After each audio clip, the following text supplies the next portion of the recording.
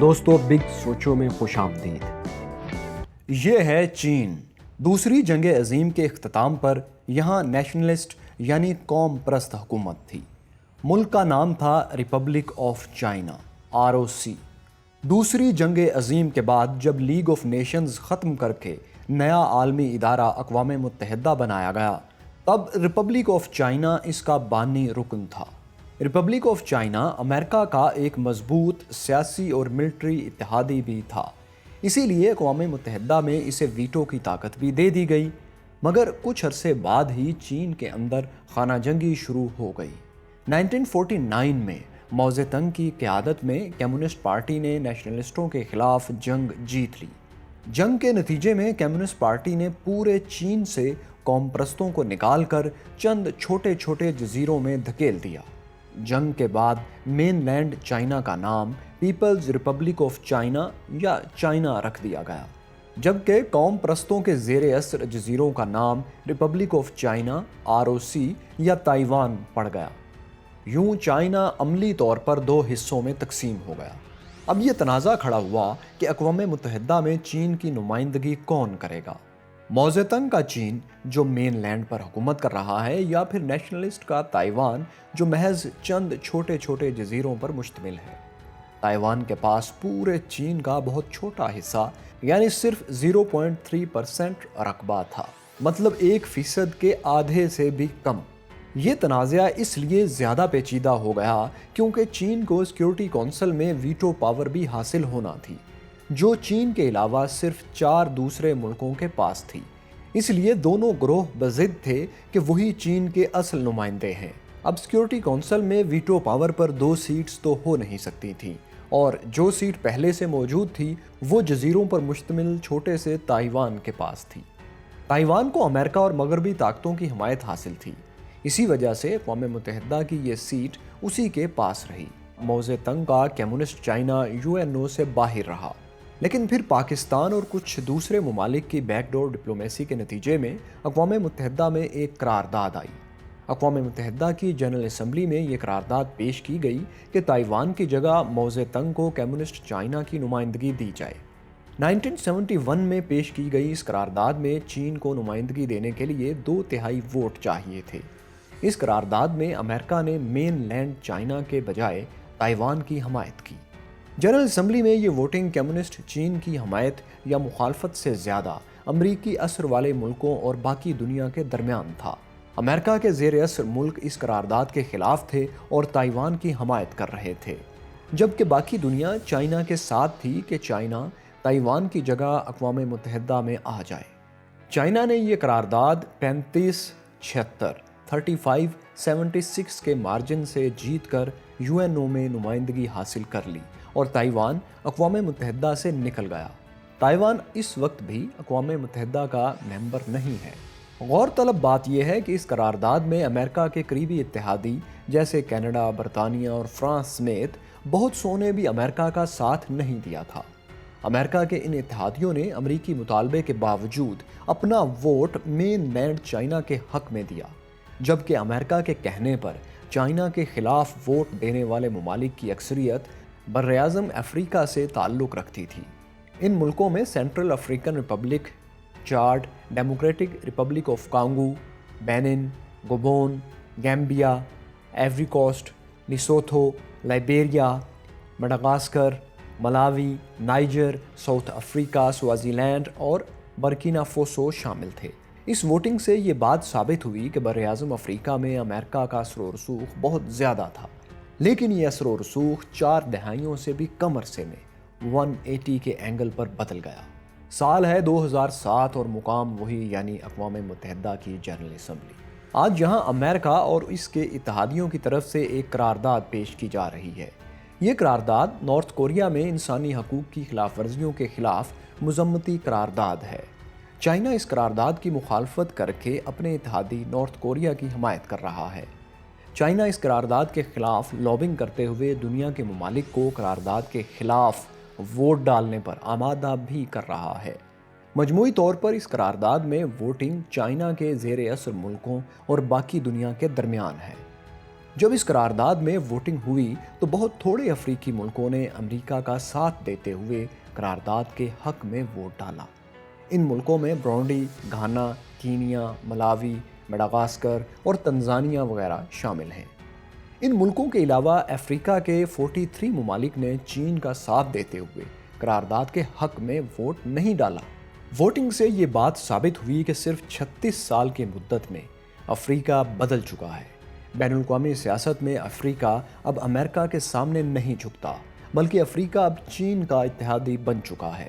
محض 36 سال میں ایسا کیا ہوا کہ افریقہ سیاسی اور معاشی اعتبار سے چین کے زیر اثر چلا گیا؟ ماضی میں طاقتور ممالک فوجی طاقت کے زور پر ہی کمزور ممالک پر غلبہ حاصل کرتے تھے۔ غلبہ حاصل کرنے کے بعد یہ طاقتور ممالک کمزور ممالک کو اپنے مفادات کے لیے استعمال کرتے تھے۔ مگر 21ویں صدی کی دنیا معیشت کی دنیا ہے، اکانومی کی دنیا ہے۔ 21ویں صدی میں وہی ملک دنیا میں اپنا مقام اور اثر و رسوخ بڑھانے میں کامیاب ہوگا جو اپنی معیشت کو مضبوط کرے گا، اور اس مضبوط معیشت کے ذریعے ہی دوسرے ممالک کے اندر اپنے اوپر معاشی انحصار پیدا کرے گا۔ چین کی لیڈرشپ نے اس حقیقت کو بہت پہلے ہی سمجھ لیا تھا، اسی لیے چینی لیڈرشپ نے سب سے پہلے پوری توجہ معیشت پر دی اور اپنی تمام تر توانائیاں معاشی ترقی پر صرف کرنے لگا۔ اس کے نتیجے میں چین دنیا کی دوسری بڑی معاشی طاقت بننے کے ساتھ ساتھ ایک بہت بڑی فوجی طاقت بن کر بھی ابھرا۔ اتنی بڑی طاقت بننے کے باوجود چین بین الاقوامی معاملات میں غیر ضروری طور پر کسی تنازع میں نہیں الجھتا، کیونکہ وہ یہ سمجھتا ہے کہ ایسے کسی معاملے میں اپنی توانائیاں اور وسائل خرچ کرنے سے اسے معاشی میدان میں غیر ضروری رکاوٹوں کا سامنا ہو سکتا ہے۔ چین کی حکمت عملی دراصل یہ ہے کہ وہ معاشی طاقت بننے کے بعد دنیا بھر کے ممالک میں اکنامک ڈپلومیسی کرے گا اور ان ممالک کی معیشت کو اپنے اوپر ڈیپینڈنٹ کرے گا۔ اس طرح ان ملکوں کی سپورٹ سے چین جنگ کیے بغیر اپنے مد مقابل امریکہ پر سبقت حاصل کر لے گا۔ اسی مقصد کے لیے چین نے گزشتہ 2 دہائیوں سے براعظم افریقہ پر بھرپور توجہ دے رکھی ہے، کیونکہ چین نے اس حقیقت کا ادراک بہت ہی پہلے کر لیا تھا کہ افریقہ کے ممالک کو معاشی طور پر اپنے زیر اثر لانا دوسرے ممالک کی نسبت بہت آسان ہے۔ دنیا کے بیشتر خطے ترقی کر چکے ہیں یا پھر تیزی سے ترقی کرتے جا رہے ہیں، اس لیے ان میں مزید ڈیولپمنٹ کے مواقع کم ہوتے جا رہے ہیں۔ ایسے میں براعظم افریقہ ہی ایسا خطہ بچتا ہے جہاں پوٹینشیل بہت زیادہ ہے۔ دنیا کی تقریباً 20% آبادی والے اس پسماندہ براعظم میں تعمیر و ترقی کے بہت زیادہ مواقع تھے بھی اور اب بھی ہیں۔ چین نے اسی موقع سے فائدہ اٹھاتے ہوئے براعظم افریقہ میں بہت پہلے بڑی سرمایہ کاری شروع کر دی تھی۔ اس سرمایہ کاری سے چین کے ساتھ ساتھ وہاں کی مقامی آبادی بھی مستفید ہو رہی ہے، ان کا معیار زندگی بلند ہو رہا ہے۔ اس ون ون ڈیل کے نتیجے میں چین اور افریقی ممالک ہر گزرتے دن کے ساتھ ایک دوسرے کے زیادہ قریب آتے جا رہے ہیں، اور پھر جیسا کہ ہوتا ہے معاشی تعاون سفارتی تعاون میں بدلتا ہے، اور پھر یہی معاشی اور سفارتی تعاون اسٹریٹجک تعاون میں بدل جاتا ہے، اور چین افریقہ تعلقات میں یہ ہو بھی چکا ہے۔ گہرے ہوتے ہوئے دفاعی تعلقات کی وجہ سے چین نے اپنی پہلی بیرون ملک فوجی بیس افریقہ کے ملک جبوتی میں قائم کی ہے۔ بین الاقوامی امور کے ماہرین یہ بھی کہتے ہیں کہ جس وقت امریکہ دنیا میں بارود کا لا حاصل کھیل کھیل رہا تھا، عین اسی وقت چین دنیا کو معاشی طور پر فتح کر رہا تھا۔ اب ہم آپ کو اس کی ایک کامیاب جھلک افریقہ ہی میں دکھاتے ہیں۔ آپ کو وہ 5 نکات بھی دکھاتے ہیں جن کی وجہ سے چین امریکہ کو شکست دے کر افریقہ میں کامیاب ہوا۔ تو پہلا اہم ترین نکتہ ہے انفراسٹرکچر پروجیکٹس میں انویسٹمنٹ۔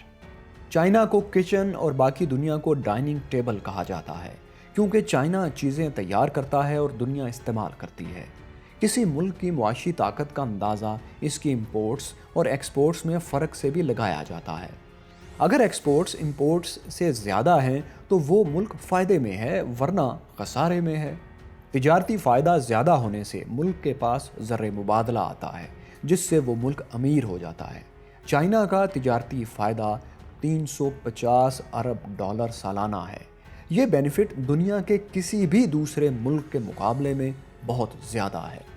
چائنا کے مقابلے میں امریکہ تجارتی فائدے میں نہیں بلکہ خسارے میں ہے۔ امریکہ کا تجارتی خسارہ تقریباً $616 ارب ہے۔ اب دیکھیے کہ چین کے اتنے زیادہ تجارتی فائدے ہی کی وجہ سے اس کا زر مبادلہ بھی بہت زیادہ ہوتا ہے، اور یہی وجہ ہے کہ اس کے پاس دوسرے ملکوں میں انویسٹمنٹ کے لیے زر مبادلہ بھی موجود ہوتا ہے۔ پچھلے 10 سال میں چین افریقہ میں $300 بلین کی انویسٹمنٹ کر چکا ہے، $300 ارب سے بھی زیادہ۔ یہ انویسٹمنٹ پاکستان میں سی پیک کے تحت کی گئی کل سرمایہ کاری سے 6 گنا زیادہ ہے۔ چین افریقہ میں اگلے چند برس میں مزید $60 ارب کی انویسٹمنٹ کا ارادہ رکھتا ہے۔ چین اب تک اس سرمایہ کاری سے انفراسٹرکچر اور توانائی کے سینکڑوں پروجیکٹس مکمل کر چکا ہے۔ ان پروجیکٹس میں ڈیمز، پاور پلانٹس، روڈز اور ریل ٹریکس شامل ہیں۔ چین یہ پروجیکٹس اپنے سرکاری بینک ایگزیم کے ذریعے کرتا ہے، جو کم سود پر کئی ایسے پروجیکٹس بھی فنڈ کر دیتا ہے جو رسک فیکٹر زیادہ ہونے کے باعث کوئی دوسرا بینک نہیں کرتا۔ اسی لیے کچھ مغربی تجزیہ نگار یہ اعتراض بھی اٹھاتے ہیں کہ چین جان بوجھ کر ایسے ممالک کو فنڈنگ کرتا ہے جو قرض واپس کرنے کی صلاحیت ہی نہیں رکھتے۔ ایکسپرٹس یہ بھی کہتے ہیں کہ چین ان ممالک کو مبینہ طور پر غیر ضروری پروجیکٹس کے نام پر قرض کی دلدل میں پھنسا دیتا ہے تاکہ انہیں عالمی معاملات میں اپنی حمایت پر مجبور کر سکے۔ دوسرا نقطہ ہے افریقہ کے معدنیاتی وسائل کا استعمال۔ چین کی بڑھتی ہوئی صنعتی ترقی کے نتیجے میں اس کی دھات اور معدنیات منرلز کی ضروریات میں بے پناہ اضافہ ہو گیا ہے۔ رپورٹس کے مطابق چین سالانہ $100 ارب مالیت سے زیادہ کی معدنیات امپورٹ کرتا ہے۔ پوری دنیا میں استعمال ہونے والے منرلز کا چوتھا حصہ صرف چین میں استعمال ہوتا ہے۔ چین کی الیکٹرونکس، میکینیکل مشینری، کارسازی، ٹیکسٹائل اور سٹیل کی صنعتوں کو بہت بڑی تعداد میں معدنیات کی ضرورت ہوتی ہے۔ ان میں آئرن، کاپر، میگنیشیم، کوبالٹ اور نکل وغیرہ شامل ہیں۔ براعظم افریقہ کو قدرت نے ان معدنیات سے مالا مال کر رکھا ہے۔ چین نے افریقہ میں موجود ان معدنیات کو نکالنے کے لیے ٹیکنالوجی اور انویسٹمنٹ فراہم کی ہے۔ افریقہ سے نکالی گئی ان معدنیات سے چین اپنی صنعتی ضروریات کو پورا کرتا ہے اور بدلے میں افریقہ کو کثیر تعداد میں قیمتی زر مبادلہ بھی مل جاتا ہے۔ اس طرح اس ٹریڈ سے دونوں کو فائدہ ہوتا ہے۔ سن 2000 میں چین اور افریقہ میں تجارتی حجم $10 بلین تھا، جو 2019 میں 20 گنا بڑھ کر $208 بلین ہو گیا۔ اس سے چین افریقہ کا سب سے بڑا ٹریڈنگ پارٹنر بن گیا۔ چین کے مقابلے میں امریکہ کی افریقہ سے تجارت 4 گنا کم، یعنی صرف $50 ارب کے قریب ہے۔ تیسرا اہم نقطہ ہے افریقہ میں نچلے درجے کی صنعتوں کی تشکیل۔ چین میں حالیہ ترقی کے نتیجے میں لوگ امیر ہو رہے ہیں اور ان کی فی کس آمدنی بڑھنے سے لیبر مہنگی ہوتی جا رہی ہے، جس سے لوئر لیول کے چینی صنعت کار کے لیے یہ مشکل کھڑی ہو گئی ہے کہ وہ سستی لیبر والے ممالک کا مقابلہ کیسے کرے۔ یہ بھی ایک وجہ ہے کہ چینی صنعت کار افریقہ کا رخ کر رہے ہیں۔ اس سے چین 2 فائدے حاصل کرتا ہے۔ ایک یہ کہ افریقہ میں لوئر لیول انڈسٹری ڈیولپ کر کے وہاں کے لوگوں کو فائدہ دیتا ہے، اور خود بھی سستی لیبر حاصل کر کے سستی چیزیں پیدا کر سکتا ہے۔ یہ کام امریکہ نہیں کر سکتا کیونکہ اس کے پاس نچلے لیول کی ایسی انڈسٹری نہیں ہے جو چین کے مقابلے میں افریقہ میں کام کر سکے۔ یعنی امریکہ میں لگژری گاڑیاں اور فائٹر جیٹس تو بہت اچھے بنتے ہیں، لیکن چمچ، سستے کھلونے اور اس جیسی دوسری روزمرہ کی سستی چیزیں امریکہ امپورٹ زیادہ کرتا ہے، بناتا بہت کم ہے۔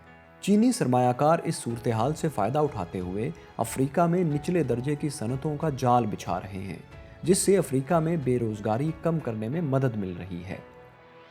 چوتھا بہت اہم نقطہ ہے چینی صنعتی پیداوار اور ہنرمند افرادی قوت کی کھپت۔ چین جب افریقی ممالک میں توانائی اور انفراسٹرکچر وغیرہ کے پروجیکٹس کرتا ہے تو پروجیکٹس کے ٹھیکے چینی کمپنیز ہی کو دیتا ہے۔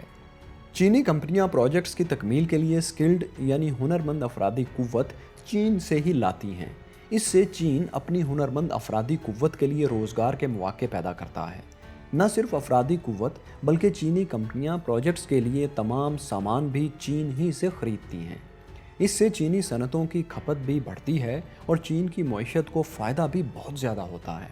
پانچواں اور آخری اہم ترین نقطہ ہے کہ افریقی ممالک کے اندرونی معاملات میں چین مداخلت نہیں کرتا۔